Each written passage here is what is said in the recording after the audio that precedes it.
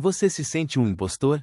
Essa sensação de que, não importa o que você conquiste, nunca é suficiente, nunca é realmente seu. Essa voz te diz que, a qualquer momento, alguém vai descobrir que você não é tão bom quanto parece. Eu conheço essa sensação, conheço o peso dela. É como se você estivesse sempre correndo, sempre provando algo, mas a linha de chegada nunca aparece. Ou quando aparece, o troféu está vazio. E o pior é que você não sabe por quê. Não sabe de onde vem essa fome que nunca sacia. Se você se identifica com isso, fica comigo. O que eu tenho para te contar não é uma fórmula mágica, nem uma jornada transformadora. É só a história de um homem velho que demorou 70 anos para entender que a corrida era contra ele mesmo, e o juiz, o juiz estava dentro da sua própria cabeça, com a voz de outra pessoa. Eu sou o William, tenho 77 anos. E o que eu aprendi, o que eu finalmente entendi, não veio de livros ou de gurus. Veio de uma vida inteira de tentativas, de muitos acertos e, principalmente, de muitos erros. Erros que me custaram tempo, paz e, por vezes, a conexão com quem eu mais amava. Cheguei onde muitos sonham e me senti mais vazio do que nunca. É a experiência de um homem que passou décadas tentando preencher um buraco que, no fim, não tinha fundo. Eu passei a maior parte da minha vida buscando aprovação. Em cada projeto, em cada negócio, em cada sim que eu conseguia arrancar de alguém, eu achava que ia encontrar um pedaço da paz que me faltava. E por um tempo, a euforia vinha, rápida, como um gole de água gelada num dia quente. Mas depois, a sede voltava. E o vazio, sempre o vazio. Era um ciclo vicioso, uma busca sem fim por algo que eu nunca conseguia nomear, mas que sentia falta com cada fibra do meu ser. Essa é a minha credencial, o tempo. O tempo que me mostrou o que é importante e o que é fumaça. O tempo que me fez ver que o que eu procurava lá fora, o que eu achava que ia me completar, já estava aqui dentro. Só que eu não sabia como acessar. Não sabia nem que estava lá, escondido sob camadas de exigências e expectativas que não eram minhas. Nós, homens, somos ensinados a ser fortes, a não sentir, a não demonstrar fraqueza. Somos ensinados que o sucesso é o carro, a casa, o cargo. Que o valor de um homem se mede pelo que ele conquista, pelo que ele pode prover. E assim, a gente passa a vida inteira correndo atrás de um ideal que não é nosso, mas que nos foi imposto, sutilmente, desde que éramos meninos. A gente compra essa ideia de que, ser homem, é ser uma máquina de fazer coisas, de resolver problemas, de não ter emoções que atrapalhem o caminho. E aí, quando a gente chega aos 30, 40, e tem tudo o que disseram que a gente deveria ter, a gente olha para dentro e encontra um buraco. Um vazio, uma sensação de que falta alguma coisa fundamental. A gente se sente cansado, esgotado, e não entende por quê. Afinal, a gente venceu, certo? Mas a vitória não tem gosto de nada. Tem gosto de nada. E a vergonha de sentir isso, de se sentir assim, é imensa. Porque, afinal, como um homem de sucesso pode se sentir tão perdido? Essa dor sem nome, essa sensação de não pertencer, de estar sempre à margem, mesmo quando você está no centro das atenções, é um fardo pesado. Ela se manifesta de várias formas, em raiva contida, em irritabilidade, em um distanciamento gradual das pessoas que você ama.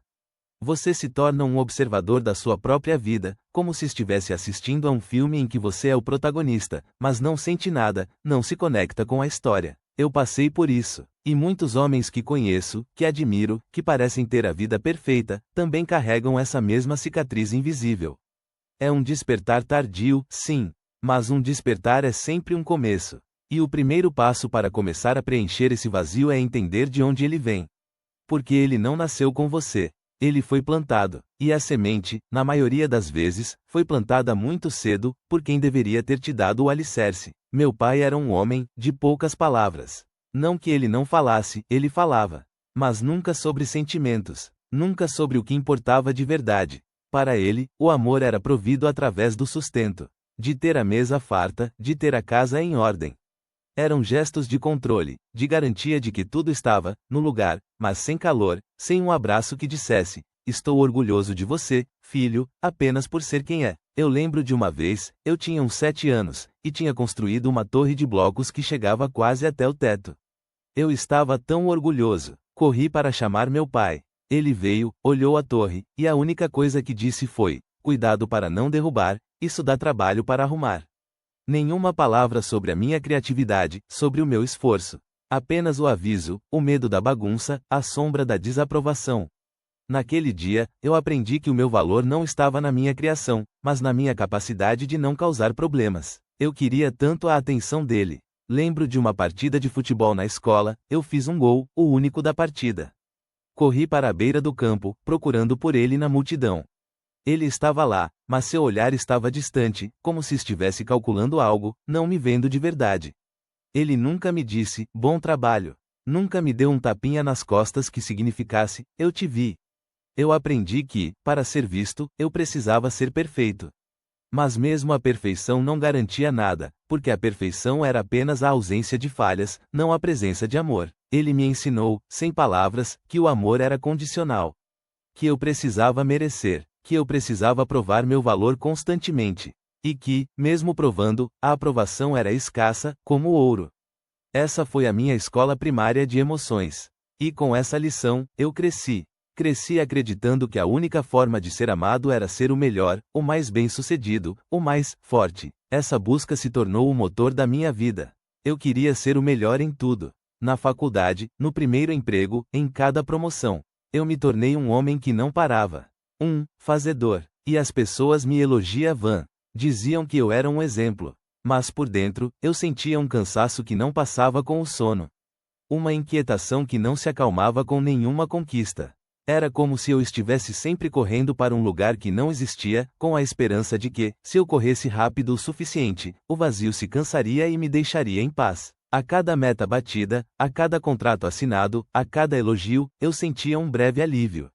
Mas era só isso, um alívio. Não era alegria, não era satisfação, era a ausência temporária da dor, daquela voz interna que dizia, não é o bastante. E assim, eu passava para a próxima meta, a próxima conquista, na esperança de que, talvez, aquela fosse a que finalmente me traria a paz. A paz que nunca vinha, a paz que parecia sempre um passo à frente, inatingível. Eu cheguei ao topo da minha carreira. Tinha a empresa que construí, o dinheiro que acumulei, o respeito dos meus pares. Eu tinha tudo que a sociedade dizia que um homem deveria ter para ser bem-sucedido. Olhei para o meu escritório luxuoso, para a vista da cidade lá fora, e senti nada. Um vazio tão profundo que me assustou. Não era tristeza, nem raiva. Era uma ausência total de emoção, um oco no peito que parecia engolir qualquer resquício de alegria. Naquele dia, eu percebi que tinha escalado a montanha errada. Que a vista, lá de cima, era de um deserto. Naquele dia, a ficha caiu. Eu tinha passado a vida inteira construindo um castelo de areia, e o mar, que era a minha própria alma, estava o tempo todo ali, ameaçando levar tudo embora. Eu tinha o reconhecimento de todos, menos o meu próprio. E o que era pior, eu não sabia quem eu era sem toda aquela armadura de conquistas. Eu era apenas um homem velho, perdido no meio de um império que não me pertencia, porque não me preenchia. E esse padrão, essa busca incessante por validação externa, não ficou só no trabalho. Ela se espalhou por cada área da minha vida. No meu casamento, eu buscava ser o marido ideal, o provedor perfeito, o homem que nunca falhava. Mas, ao tentar ser tudo isso, eu me tornei distante, um estranho. Eu ouvia minha esposa, sim, mas eu não a via de verdade, porque estava sempre ocupado demais com a minha própria performance, com a minha própria imagem de bom marido. Com os meus filhos, eu repeti, sem querer, o mesmo ciclo. Eu os amava, claro que amava. Mas o meu amor era expresso através de exigências, de expectativas. Eu queria que eles fossem bem-sucedidos, que fossem melhores do que eu, sem perceber que, ao fazer isso, eu estava exigindo deles a mesma perfeição inatingível que meu pai exigiu de mim. Eu não soube dar o abraço sem motivo, a palavra de carinho sem esperar nada em troca, o tempo de escuta sem julgamento. Eu os preparei para o mundo, mas não os ensinei a sentir, a serem vulneráveis, a serem completos. Eu queria que eles me vissem como um pai forte, um exemplo. Mas o que eles viam, na verdade, era um pai ausente, mesmo que fisicamente presente. Um pai que estava sempre ocupado, sempre preocupado com o próximo passo, sem tempo para o agora, para a simplicidade da conexão humana. E a dor de perceber isso, muitos anos depois, foi uma das maiores que já senti. A dor de ter perdido momentos que nunca mais voltariam, de ter deixado um vazio neles, assim como o vazio que eu carregava. Amizades? Eu tinha muitas, mas eram amizades superficiais, baseadas em interesses comuns, em status, em conveniência. Nunca em vulnerabilidade, em apoio mútuo, em conversas que realmente importavam. Eu sempre mantinha uma distância segura, uma barreira invisível, com medo de que, se alguém me conhecesse de verdade, veria o impostor que eu achava que era. E assim, eu me isolei, mesmo estando rodeado de gente. Eu vi amigos meus, homens da minha idade, que ainda estão nessa corrida. Eles têm mais dinheiro, carros mais novos, casas maiores. Mas a inquietação nos olhos é a mesma. A busca por algo que nunca chega é a mesma. Eles continuam a perseguir o próximo grande negócio, a próxima grande viagem, o próximo grande status, na esperança de que, desta vez, será diferente. Mas não é, nunca é, porque o buraco que eles tentam preencher não é externo. Mas eu também vi outros. Homens que, como eu, chegaram a um ponto de saturação. Homens que largaram a corrida. Um amigo meu, o Ricardo, vendeu a empresa dele e hoje passa os dias cuidando de um pequeno pomar. Ele não é rico, mas tem uma paz nos olhos que eu nunca vi nele antes.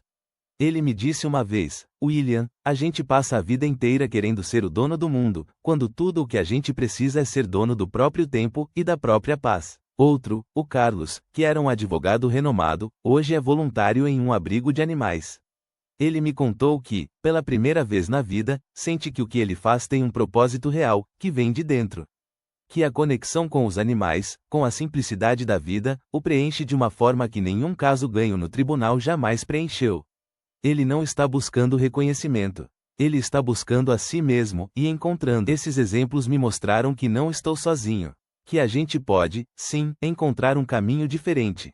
Que a paz não está em acumular, mas em desapegar. Não em correr mais rápido, mas em parar e respirar.